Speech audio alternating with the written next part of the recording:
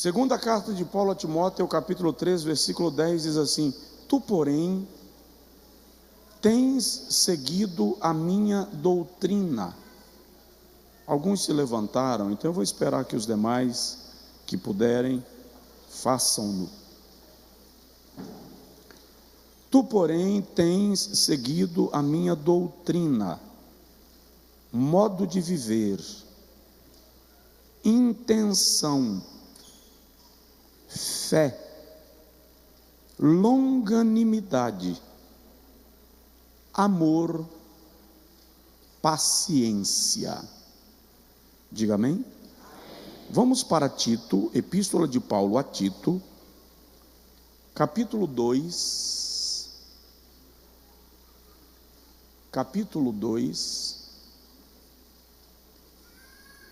versículo 10, é logo após, Tito 2,10, não defraudando, não roubando, não furtando, não sonegando, antes mostrando toda a boa lealdade, para que em tudo sejam ornamento da doutrina de Deus, nosso Salvador. Agora diga comigo: Senhor, eu quero aprender a tua palavra. Amém. Podem sentar, meus irmãos. Bom, eu iniciei com os irmãos há 3 semanas atrás uma série de mensagens. Eu não queria dizer a você quanto vai durar, porque eu tenho medo de dizer e você desanimar. Mas ela vai demorar alguns meses, aproximadamente 1 ano e meio, 18 meses. Quando ela terminar, você pode dizer assim: eu fiz um curso regular em teologia. Porque cada mês eu vou ministrar sobre uma doutrina fundamental da nossa fé. Então esse mês eu estou falando com os irmãos sobre o que é doutrina, a importância de perseverar na doutrina, a importância de aprender e de que seja pregada, ensinada a doutrina da palavra de Deus. No próximo mês nós já vamos migrar para um outro tema. Por exemplo, possivelmente nós vamos estudar sobre a inspiração das Sagradas Escrituras. E aí cada mês, 4 terças, nós vamos trabalhar uma doutrina bíblica diferente, no intuito de que a igreja amadureça no seu conhecimento fundamental da fé que professa. Pedro diz que nós devemos estar preparados para respondermos com mansidão quando formos questionados sobre a razão da fé que há em nós.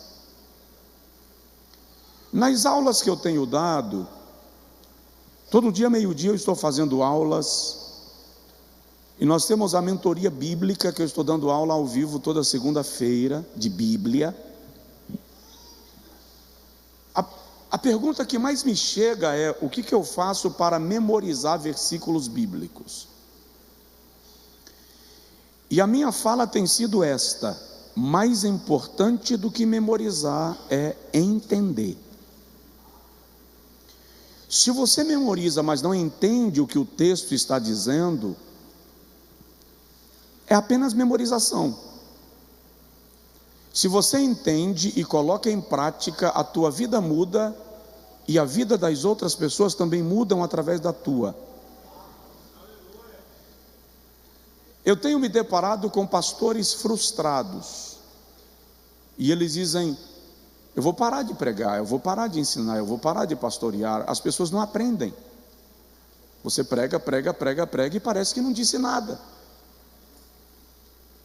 Nestes cultos, ainda que sempre o Senhor terá liberdade de operar, de agir, o poder descer, a unção vir, eu quero manter um padrão mais didático de ensino, para que haja realmente compreensão do que nós estamos ministrando e assimilando.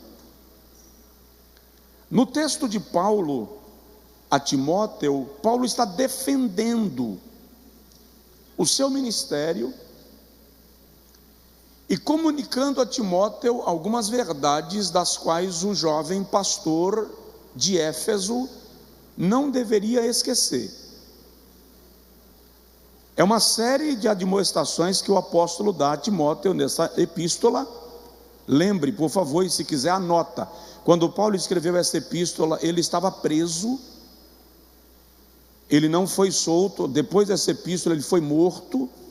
Se o irmão leu o capítulo 4, lá no versículo de número 9, ele diz: procura vir ter comigo depressa.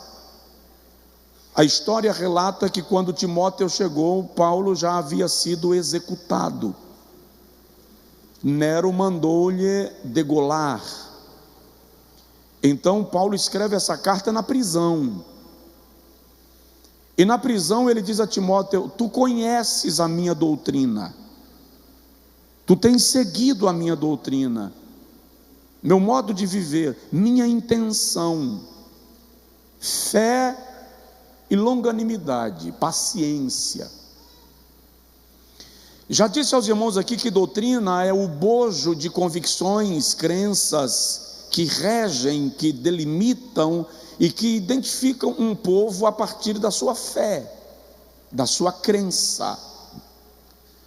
Já disse aos irmãos na semana passada que o conceito de Atos 2,42 de perseverar na doutrina significa permanecer naquilo que recebeu, naquilo que foi ensinado, não sair em busca de inovações, de novidades. Tem muita gente que parece que é morador de Atenas. A Bíblia diz em Atos 17 que os moradores de Atenas não tinham o que fazer e se ocupavam das novidades que surgiam. Quando um crente não ocupa a sua mente com algo saudável, ele fica se ocupando das inovações, das invencionices, que vão sendo proliferadas como verdades espirituais para a nossa vida.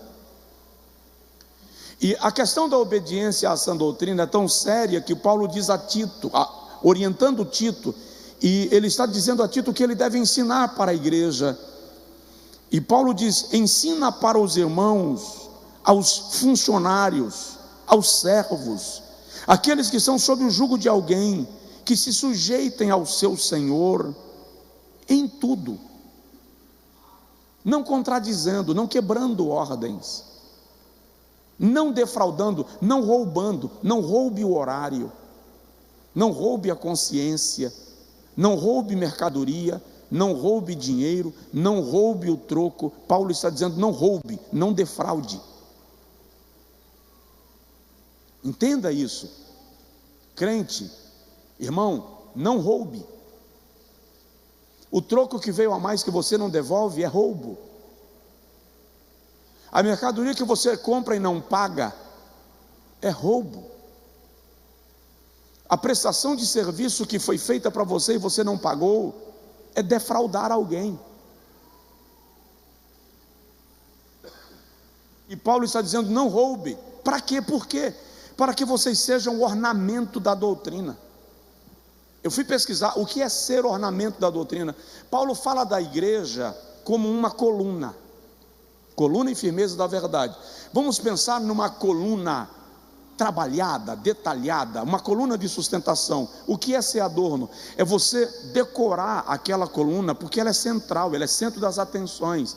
Então aquela coluna é decorada. Paulo está dizendo: a igreja é a coluna, cada crente é o adorno dessa coluna, é a decoração dessa coluna, quando obedece à sã doutrina.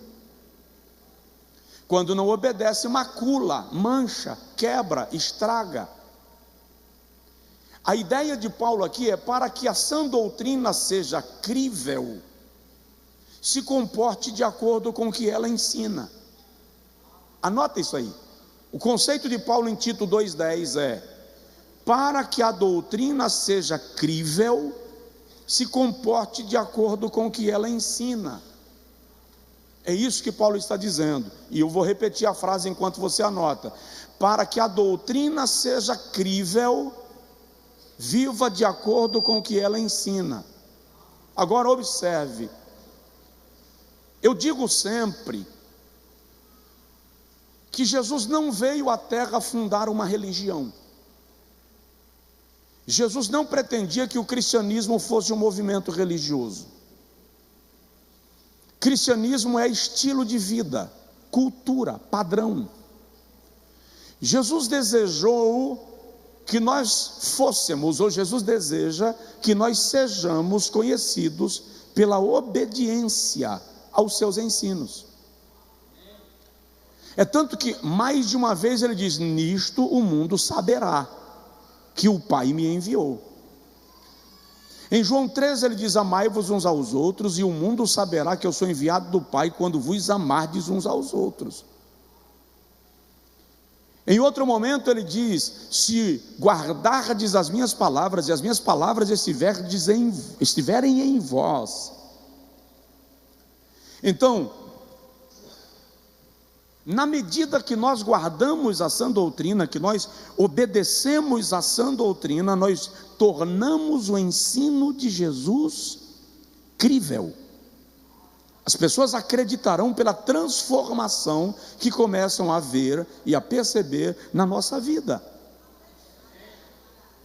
Eu disse aos irmãos o que está aí na palavra-chave, eu usei semana passada: a sã doutrina é o conteúdo por excelência do ensino cristão.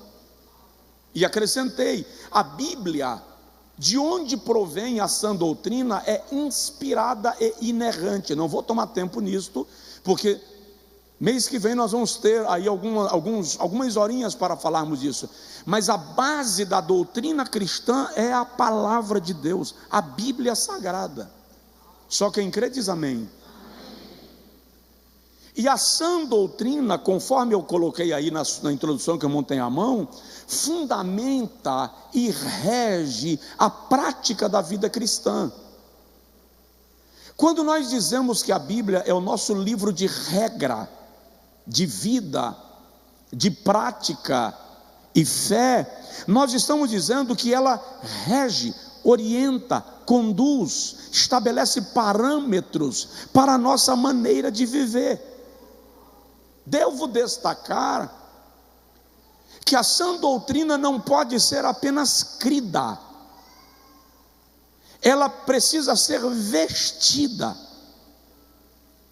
posta em prática, colocada em evidência.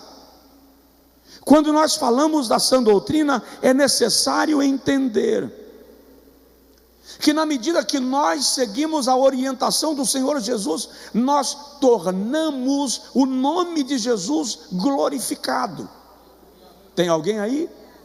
Então eu vou repetir: na medida que nós colocamos em prática o ensinamento do Senhor Jesus, nós tornamos o nome do Senhor Jesus glorificado. Ele é glorificado através de nós.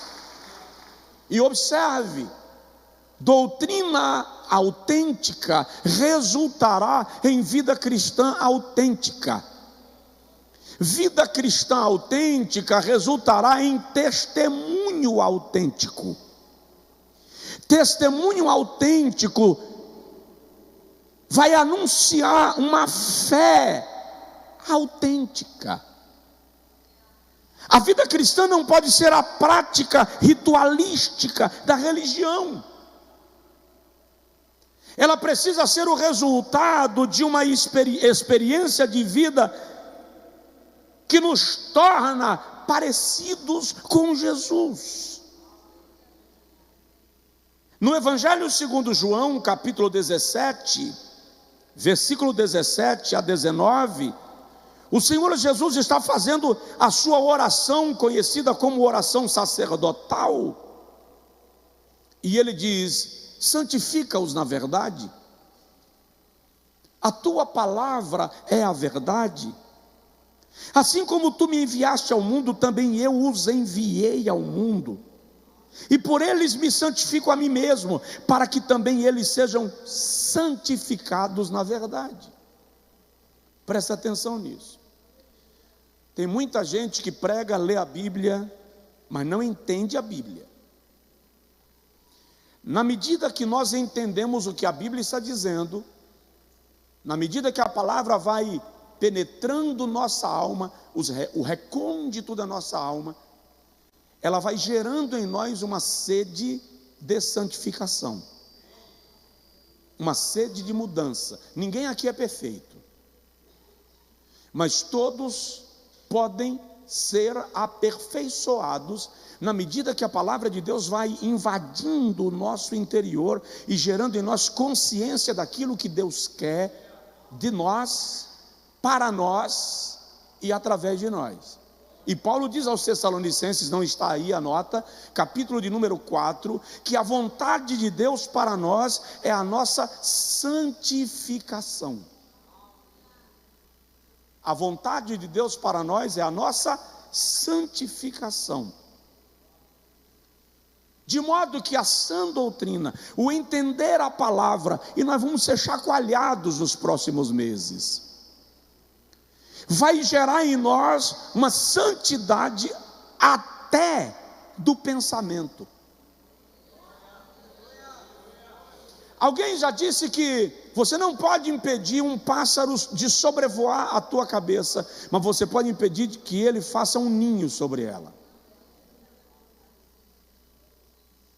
Então a sã doutrina muda a nosso modo de pensar. Filipenses 4, 8 e 9, Paulo diz: tudo que é bom, tudo que é honesto, tudo que é de boa fama, tudo que é louvável, se há alguma virtude e se há algum louvor, nisto pensai. Aliás, deixa eu abrir uma brecha. Você sabia que o último pensamento seu de hoje à noite será o seu primeiro de amanhã? Então a grande pergunta é: o que você dorme pensando? O que nutre os seus pensamentos quando você vai dormir? Quando você acorda, isso define o teu dia. É por isso que muitas vezes você acorda com a sensação que não dormiu. Cansado, nervoso, chateado, chateada, com o nervo à flor da pele. Você dormiu brigando. Não brigou com ninguém. Ninguém ouviu. Mas os seus pensamentos estavam em um campo de batalha. Então começa a nutrir a tua mente da palavra de Deus. Começa a viver de acordo com aquilo que você acredita. Fala aí com o seu vizinho: vive de acordo com aquilo que você acredita. Por exemplo, quantos aqui acreditam que Jesus vai voltar e arrebatar a sua igreja? Levanta a mão. Aleluia. Por que nós não vivemos como se Jesus fosse voltar hoje? As pessoas estão aí agoniadas, e é incrível, me perguntam direto: o senhor é pré-tribulacionista ou pós-tribulacionista? Simão, eu creio no arrebatamento. Essa discussão de pré, pós, pró, amilenista, pré-milenista, são discussões da teologia, da sala de aula. Para mim a base é simples: Jesus vai voltar. Se antes da grande tribulação, se depois da grande tribulação, não é o meu foco. A gente pode sentar na mesa e discutir isso sentado, numa aula. No púlpito, o que me prende, o que me satisfaz, e no dia a dia, na minha alma, o que me alimenta, é o fato de que eu sei que Jesus vai voltar. Agora, eu preciso começar a viver de acordo com esta convicção, de acordo com essa certeza. E para isto eu preciso me tornar um observador da sã doutrina, porque ela vai fortalecer a minha vida, a minha fé, e vai estreitar o meu relacionamento com Deus. Estreitar o meu relacionamento com Deus.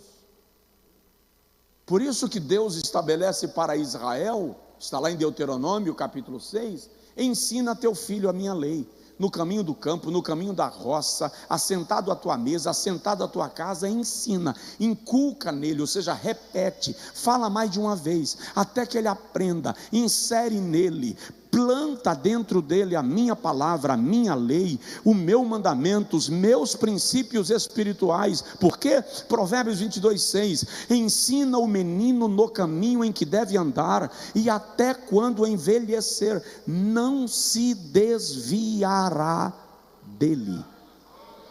Ensina. Eu gosto de lembrar que o conhecimento da sã doutrina não pode ser meramente cognitivo, não é apenas aprender. Existem duas palavras das salas do curso teológico, anota: ortodoxia e ortopraxia. Ortodoxia se diz do ensino, a ortodoxia se diz da pedagogia. A ortodoxia se diz daquilo que é ensinado, e presta atenção, ensinar é imprescindível. Eu vejo os pregadores citando muito Oséias 4:8, quando Deus diz assim: o meu povo está sendo destruído porque lhe falta conhecimento. O que a maioria dos pregadores esquece de observar é que ali Deus não está repreendendo o povo. Deus está repreendendo os sacerdotes que não ensinam ao povo. Eis o detalhe. Então, é meu dever praticar a ortodoxia cristã, ensinar, ministrar, orientar. É meu dever, mas agora não só meu, também teu, a ortopraxia. O que é ortopraxia? É colocar em prática aquilo que foi ensinado.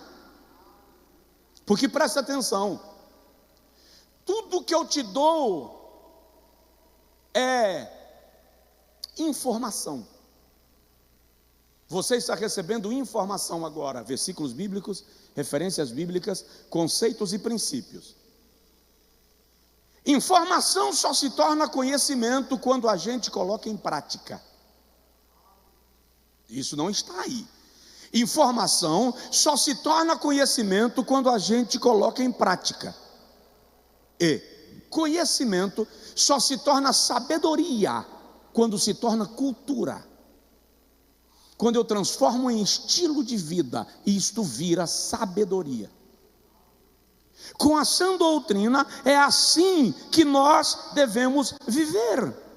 É assim que nós devemos agir. Porque isso vai fortalecer a nossa relação com Deus. Observe, eu coloquei aí no último parágrafo dessa abertura que uma das características da vida cristã é a liberdade. Diga comigo, liberdade. Diga comigo, eu sou livre. Presta atenção, ninguém é obrigado a seguir a Cristo. Ninguém é obrigado a obedecer a palavra de Deus. É por isso que eu não entendo certas discussões. Porque ninguém é obrigado a fazer o que a Bíblia diz. Em nenhum momento Deus vai colocar uma espada no teu pescoço e dizer: me obedece ou eu te decepo. Não vai. Jesus diz: eu sou a porta. Quem entrar por mim, entrará e sairá. Salvar-se-á, entrará e sairá. Liberdade. Não está falando de entrar e sair para o mundo, não. Está falando de liberdade de acesso a Deus.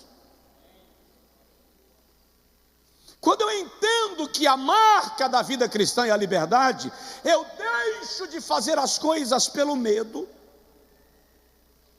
para agradar as pessoas, por obrigação, e passo a fazê-las pelo prazer de caminhar com Jesus. de andar com Jesus. Quando nós entendermos isto, aí nós vamos compreender quando Jesus diz assim: se alguém quiser vir após mim. Lucas 9, 23. Eu acho esse versículo um desaforo. Acho. Por quê? Presta atenção. Quando Jesus disse esse versículo, é a última vez que ele vai sair da Galileia para Jerusalém, tá? Agora ele vai morrer. Então ele vai começar a viagem, que era de aproximadamente 190 e 195 quilômetros, subindo, a pé, atravessando o deserto, terreno pedregoso.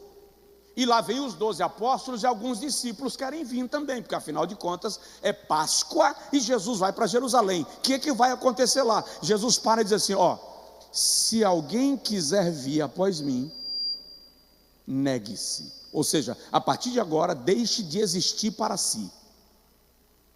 Jesus está dizendo: não haverá volta. Tome cada dia a sua cruz, ou seja, saiba que você está assumindo um compromisso de sacrifício. Mas é como se ele dissesse: não estou chamando ninguém, é se quiser. É por isso que eu acho que é um desaforo esse versículo. Fale com o seu vizinho: é se quiser.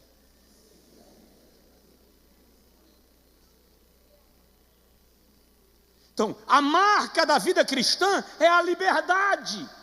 Gálatas 5:1, Paulo diz assim: para a liberdade Cristo vos libertou. Permanecei, pois, firmes, e não retorneis ao jugo da escravidão. Não, essa referência não está aí não. Gálatas 5:1, para a liberdade Cristo vos libertou. Permanecei, pois, firmes. Diga comigo: eu fui salvo. Não, assim não, pelo amor de Deus. Está parecendo que você comeu hambúrguer? Vamos lá. Fala de quem comeu tutano de mocotó. Eu fui salvo para ser livre.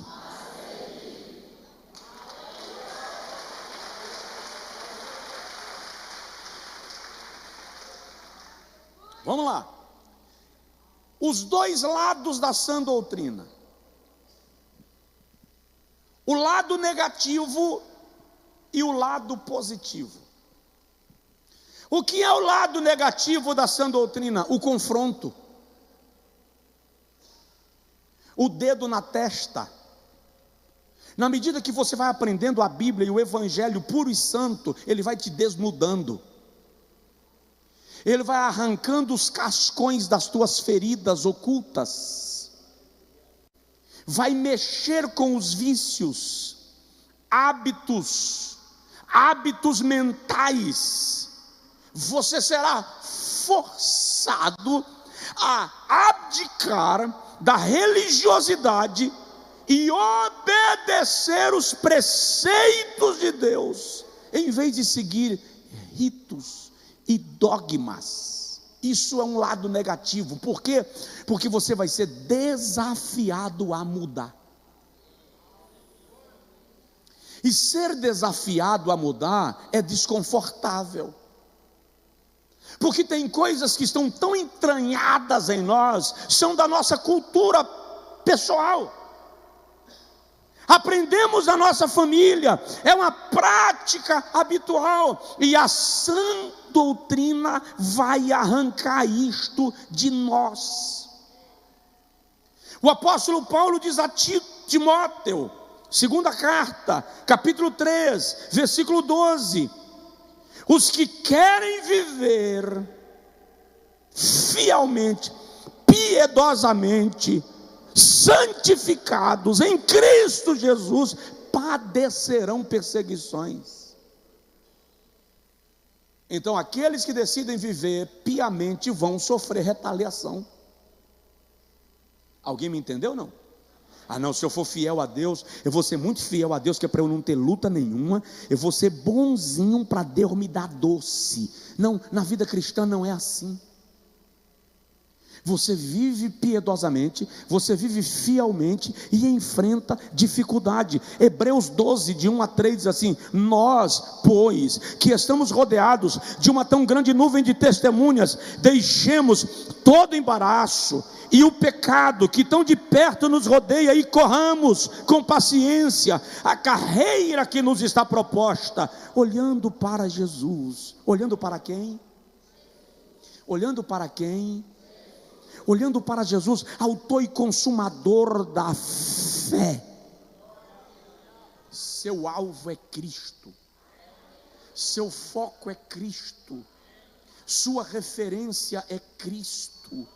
A nossa vida pertence a Ele, mas a sã doutrina vai mexer com a gente, vai desconfortar. Eu lembro de uma certa feita que eu preguei aqui em Feira de Santana, lá no templo sede da ADEFES, onde eu pregava às terças. E na terça seguinte, uma irmã me procurou para dizer que na terça passada ela saiu da igreja revoltada comigo, e ela saiu me xingando. E ela disse que chegou em casa resmungando e dizendo: quem ele pensa que ele é para me dizer essas coisas? Eu estava pregando no púlpito, eu não disse nada para ela, mas ela teve a sensação que eu estava colocando o dedo na testa dela e dizendo uns desaforos para ela. Ela ficou nervosa e foi para casa chateada. E o marido dela não era membro da igreja. E ela disse que enquanto ela batia panela na cozinha, resmungando e reclamando, o marido acordou. E o marido parou na porta da cozinha e disse: que foi, moleque, tu vai para a igreja e volta nervosa desse jeito? Aí ela falou assim: o pregador, um menino, falou umas coisas para mim hoje que eu não sei quem deu a ele ousadia. Aí o marido perguntou: e o que foi que o pregador falou? E ela começou a repetir a pregação. Aí o marido disse: mas tu é assim mesmo. Na terça seguinte ela veio para o culto e o esposo veio junto. Sabe o que é interessante na sã doutrina? É que o pregador está falando para uma multidão, mas a sensação que você tem é que ele está falando no teu pé de ouvido, te dizendo coisas que só você sabe. Aí você diz assim: será que já foram me dedurar, bando de língua grande? Foi a Josefina, foi a irmã Trifosa que não aguenta calar a boca, foi o Epafrodito. Foi não, é que o Espírito Santo, pela palavra, encontra no nosso coração a necessidade e fala com a gente naquilo que nós precisamos ouvir.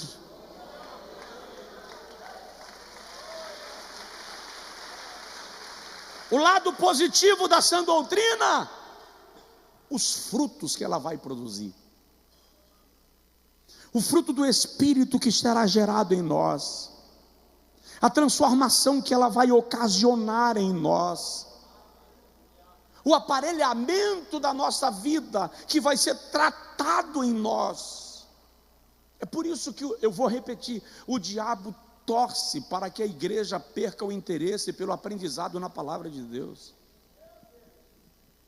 Eu ouso lhe dizer que Satanás está levantando bons pregadores.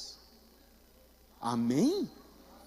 Amém não, eu disse: Satanás está levantando bons pregadores para enganar a igreja com ensinos distorcidos. Sim, por quê?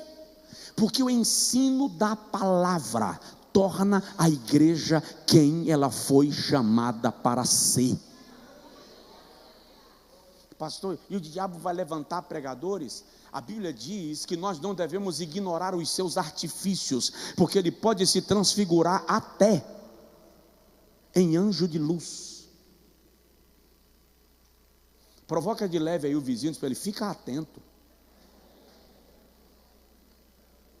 Lá vai, eu tenho que mexer com você. Fica atento como? Se você não sabe nada de Bíblia, como é que fica atento? Camarada chega aqui e cita uma barbaridade bíblica e a gente dá glória, porque a gente não sabe nada de Bíblia. Não sabia. Diga comigo: não sabia. Agora eu vou aprender. Agora vamos lá. O que é ser adornado pela sã doutrina? Eu citei um texto aí de Daniel 12:3, que eu acho lindo esse texto, porque o Senhor diz assim: aqueles que a muitos ensinam a justiça resplandecerão como fulgor no firmamento.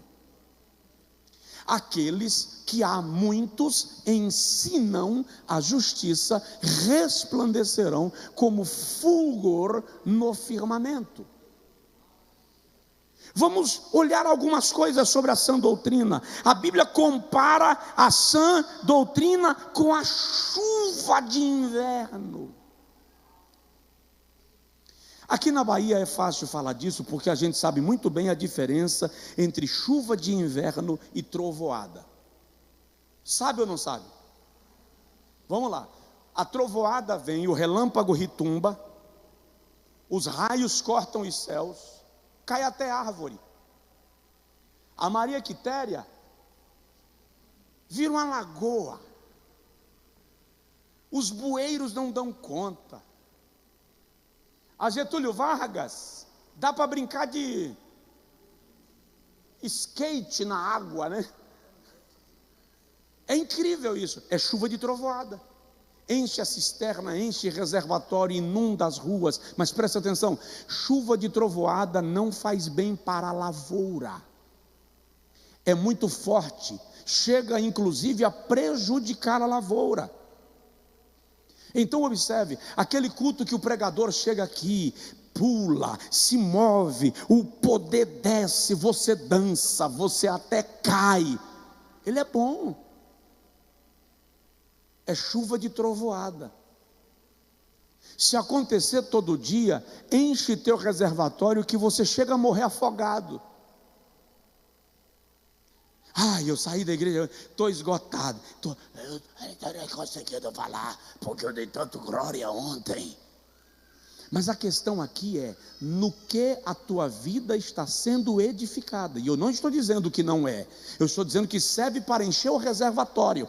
Mas para regar a lavoura, para regar a igreja, para manter a igreja nutrida pela palavra. Deuteronômio 32:2, goteje a minha doutrina como a chuva.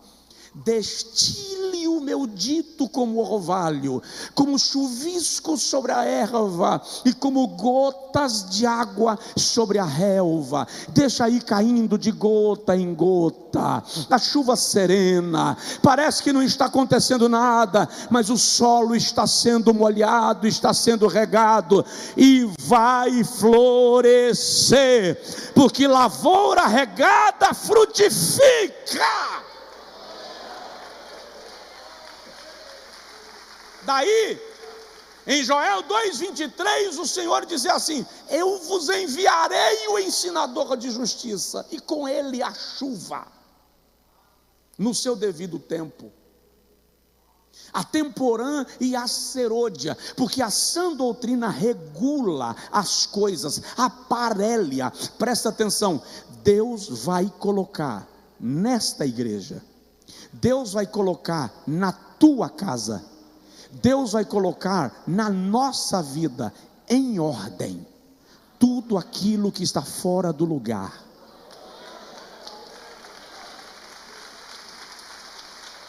Não vai precisar o pastor ficar chamando ninguém atenção, dando bronca em ninguém.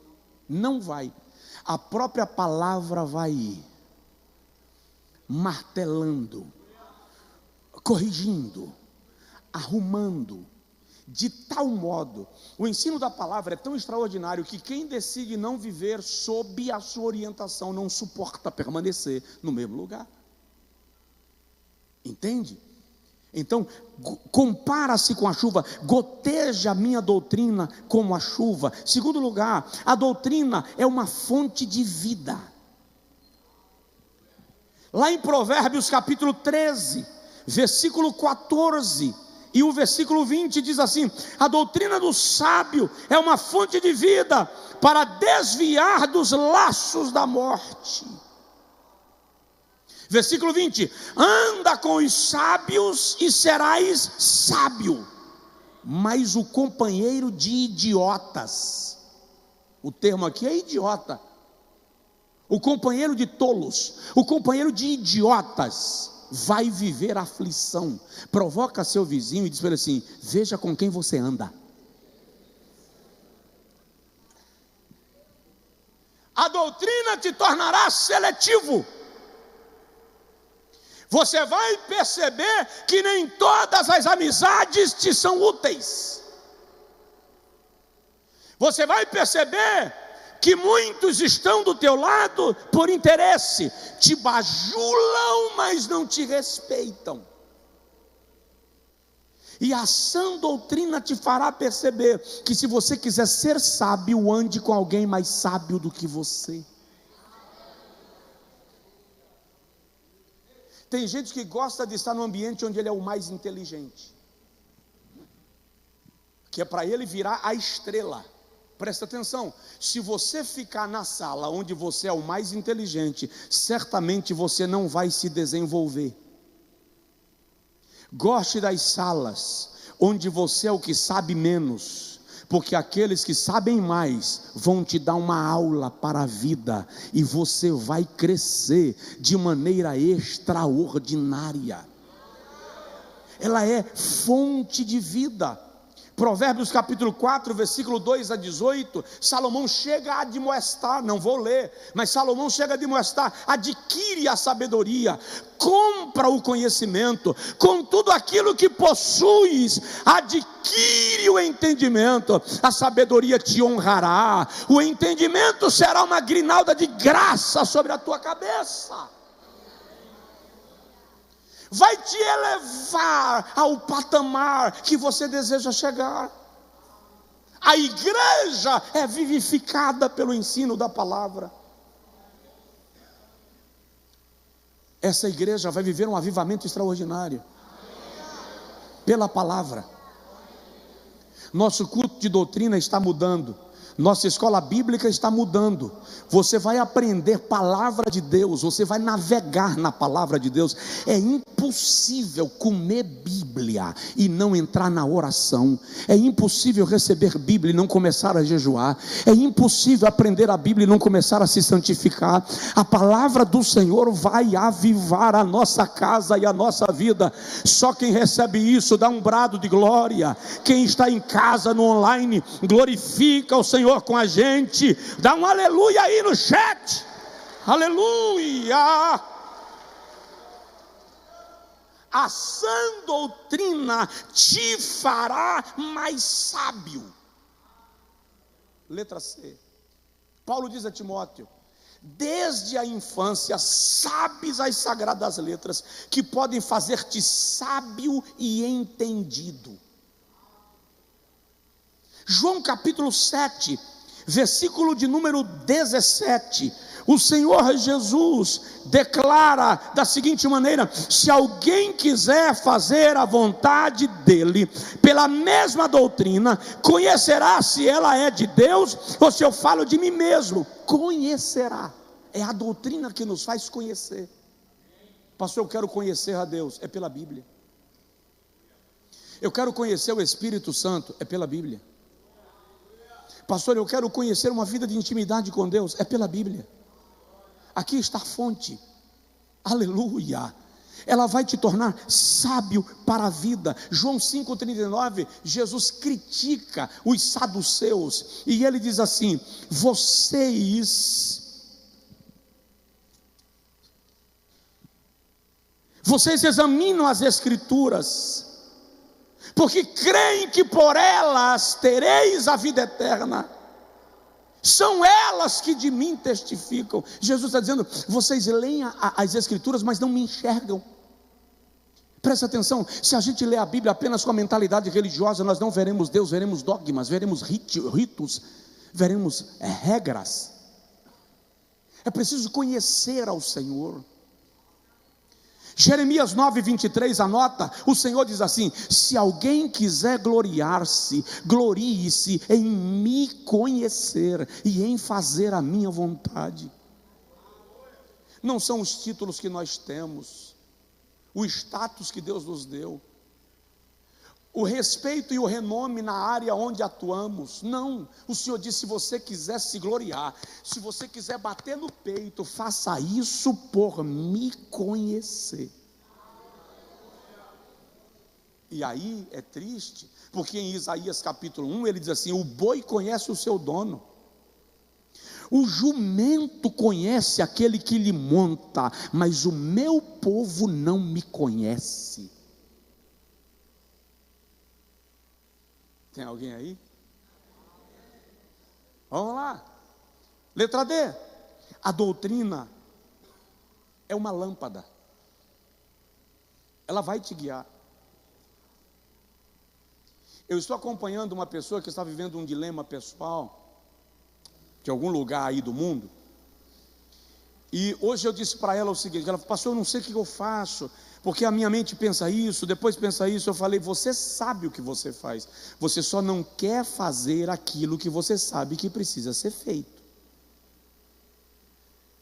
Porque na maioria das vezes o nosso dilema não é por não saber o que fazer, é por não querer fazer aquilo que sabemos que precisa ser feito. Porque a palavra de Deus já deu a direção.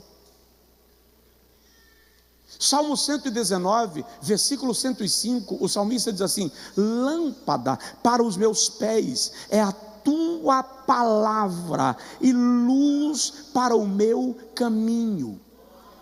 Diz aí para o crente do teu lado: a palavra te guia. Provérbios 6:23, Salomão diz: o mandamento do Senhor é uma lâmpada, e a lei do Senhor é uma luz, e as repreensões da correção são o caminho da vida. Deus quer nos guiar, Deus quer nos conduzir. Tem um hino do cantor cristão que diz assim: Deus me guiará, guiará, sim, Deus me guiará. Deus quer nos guiar, quer nos conduzir.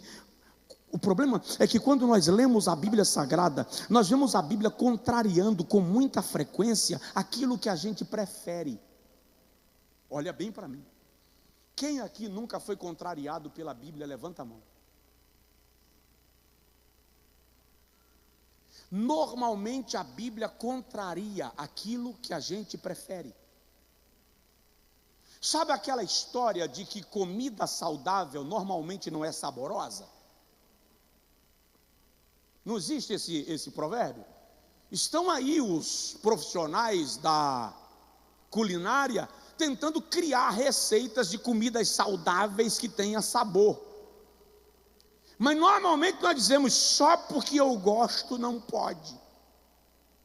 A palavra de Deus é essa comida saudável, mas o sabor não apetece. O profeta diz: achando eu as tuas palavras, logo as comi, elas foram gozo e alegria para o meu coração, mas quando ingeri, elas foram amargas ao meu paladar. Por quê? Porque confronta, porque provoca, porque desmancha todo o ninho que a gente providenciou, tudo aquilo que a gente planejou, tudo aquilo que a gente preparou. Eu estava estudando sobre um assunto na Bíblia, e eu demorei meses estudando esse negócio para conseguir entender. Eu li mais de 20 livros sobre esse assunto, lendo comentários de comentaristas e livros especificamente sobre o tema, para entender a questão. E quando eu cheguei a uma conclusão que aparentemente eu havia entendido, eu pensei: eu não concordo. Eu pensei: eu não concordo. Não tem sentido. Isso aqui não é aplicável. No meu mundo isso não é aplicável. Eu não concordo. E eu levantei e saí caminhando ali pela frente da casa. Não tem como, eu não concordo. Aí no meu coração eu ouvi o Espírito Santo falar nítido. Sabe quando a voz vem clara, audível no teu interior? E ele disse assim: quem é você para concordar ou discordar daquilo que eu estabeleci como princípio? Foi tão clara que eu disse: não, eu sou ninguém não. Eu estava aqui brincando. Eu não vou discutir não, senhor, não sou ninguém não. Porque a palavra de Deus vai confrontar a nossa vida. Mas presta atenção, cada vez que Deus te confrontar, Ele está dizendo: te amo, amo você. Estou te confrontando porque não vou te perder para esta decisão que tem efeito temporário. Permanece debaixo da minha palavra e eu te darei uma vida de vitória gloriosa.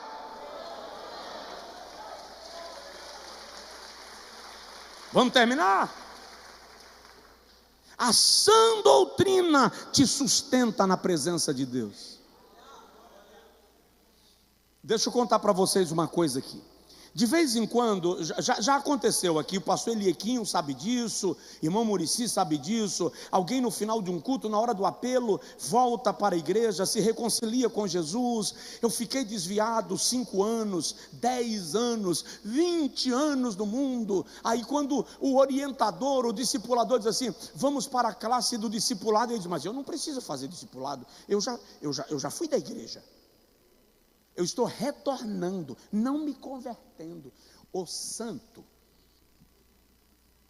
se tu entendesse alguma coisa da palavra de Deus, tu não terias desviado.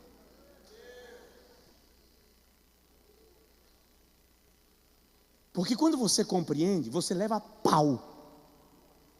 Você bate a cabeça na parede, desliza, se sente fraco, se sente fracassado, às vezes beija a lona, se manda no chão muitas vezes. Aí você levanta, limpa a lama e diz assim: eu não vou desistir de seguir a Cristo. Eu tenho convicção da minha fé em Jesus. Eu creio naquilo que a Bíblia diz. Apanhei, errei, caí, levantei, me arranhei, me melei, mas eu continuo crendo na palavra de Deus. Por quê?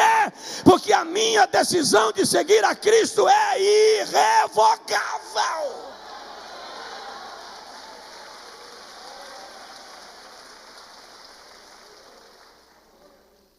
Eu ia entrando num mérito aqui que não cabe agora, não dá tempo. Eu ia entrando numa macarronada que não ia dar tempo eu enrolar o garfo segurando a colherinha para você comer o macarrão. Mas só para dar uma dica ou uma deixa, é por isto que eu entendo que se o cidadão foi salvo por Jesus, o mundo não lhe encanta mais. Não é que o mundo é ruim para a carne? Claro que não. Vamos largar de imbecilidade. Você vai me dizer que não? Que está lá não satisfaz a carne? Claro que satisfaz. Mas acontece que eu conheci Jesus. E aí o compositor diz assim, ó: quem já pisou no santo dos santos, em outro lugar, não sabe viver, e onde estiver, a glória de Deus. Repete: quem já pisou no santo dos santos, em outro lugar, não sabe viver, e onde estiver, clamar pela glória, a glória de Deus. Oh, aleluia. Coloque a mão assim no peito e diga comigo: eu não vou me desviar da presença de Deus nunca. Diga comigo: apesar de mim mesmo, apesar das minhas fraquezas, a minha decisão de seguir a Cristo é irrevogável. Aleluia.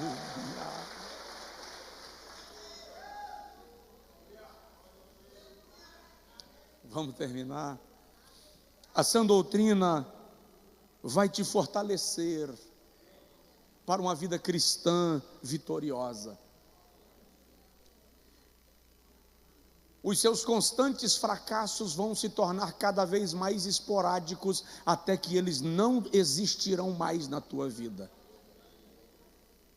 Você não será escravo do pecado. Primeira epístola de João, capítulo 3, versículo 8, está escrito aí.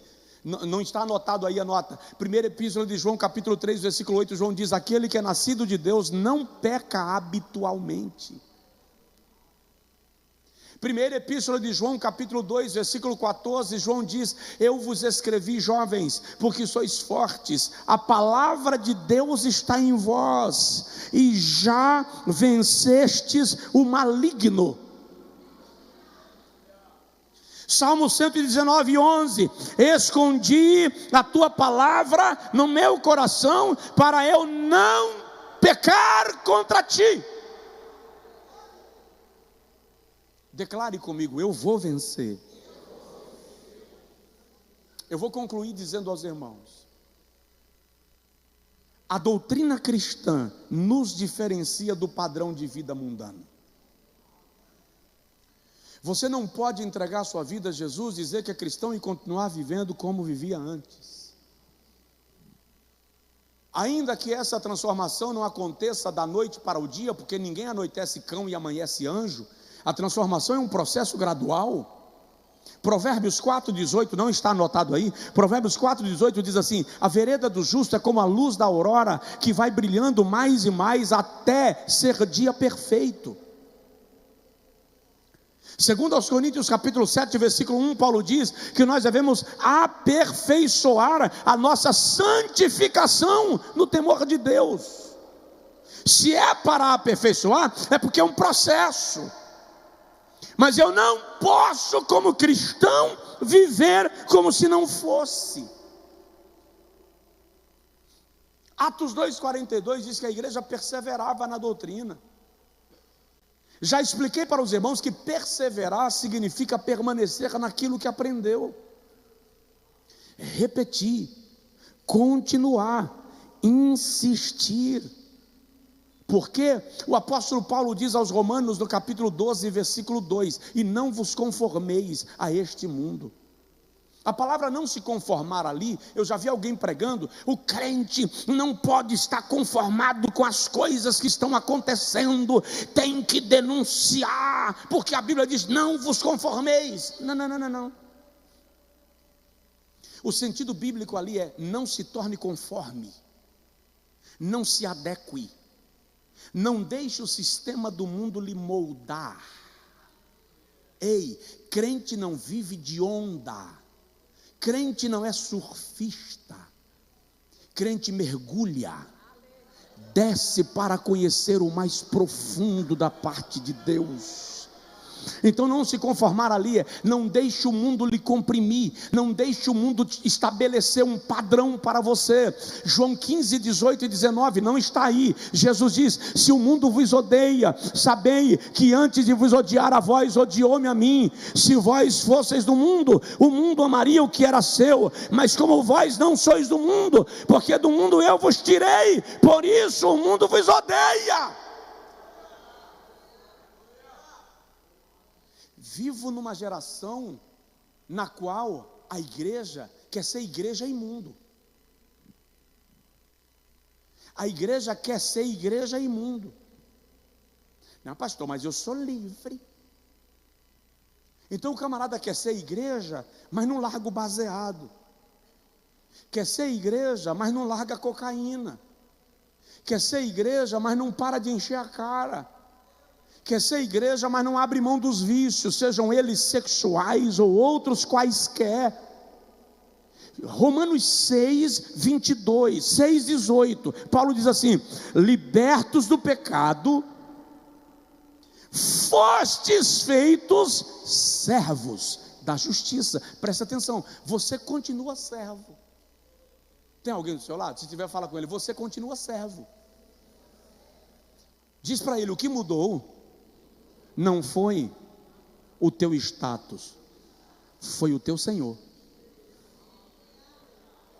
Você já não é servo do pecado, agora nós somos servos de Cristo Jesus, nosso Senhor.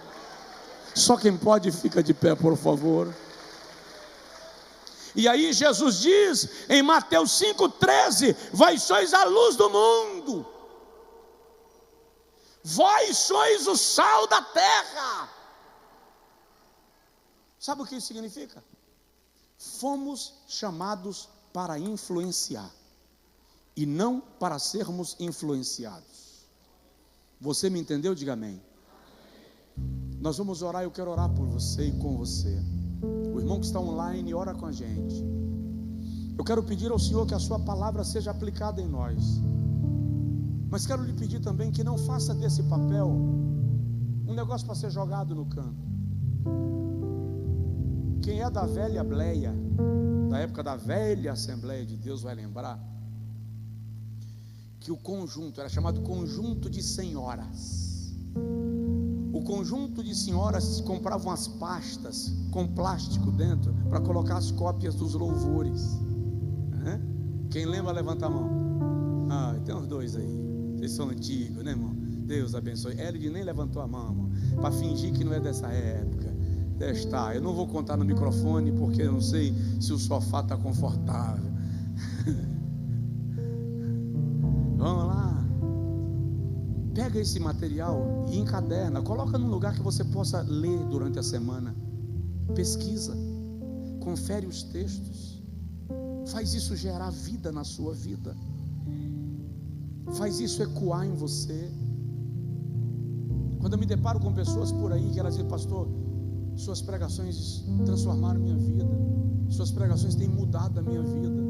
Essa semana encontrei um irmão que falou assim: por meio da sua pregação Deus salvou o meu casamento. Deixa eu contar um negócio para vocês. Eu atendi um camarada. Vocês lembram que eu preguei um dia desse aqui sobre casamentos de papel? Em janeiro, eu acho. Me liga um cidadão de algum lugar aí, empresário forte. Ele disse: pastor, eu tinha uma amante, deixei minha mulher morando no nosso apartamento na capital e vim morar com a minha amante na fazenda. Pedi divórcio, tal. A minha amante resolveu me botar para ouvir uma pregação sua.